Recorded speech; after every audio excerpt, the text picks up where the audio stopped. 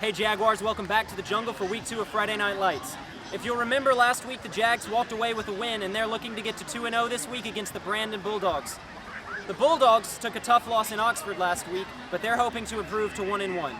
Now, if you'll remember, the Jags struggled to get the run game going last week, but Coach Collum assures me that they've been working tirelessly to get the offensive line prepared for the veteran Brandon team. The Jaguars would kick off to start the game and 3 plays later forced a punt. The Jaguar offense would then take the field at their own 22, and it quickly showed how much work the offensive line put in last week.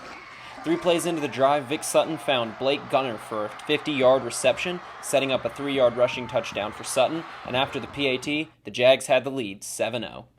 The Madison Central defense forced another punt from Brandon, but some difficulty fielding the punt set up a short field for Brandon. However, the Jaguar defense never flinched, and 3 plays later, the Jags received another punt. The Jaguar offense got to work, capping off their second drive with a rushing TD, this time for DeAndre Pullen. MC was up 14-0 at the start of the second quarter. The ensuing Brandon drive looked like another 3-and-out, but a couple of big penalties kept the Bulldogs' drive alive until they capped it off with an 18-yard TD pass, putting Brandon within striking distance at 7-0.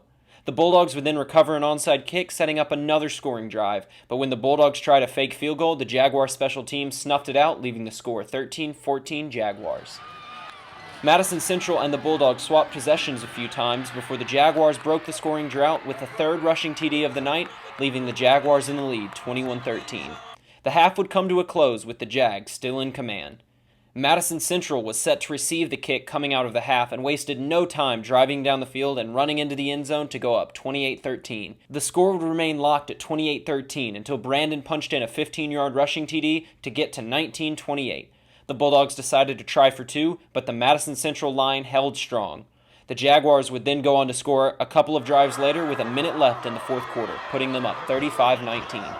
On the ensuing kickoff, the Jags recovered a botched reception by the Bulldogs and punched in the finalizer to put the game away 42-19.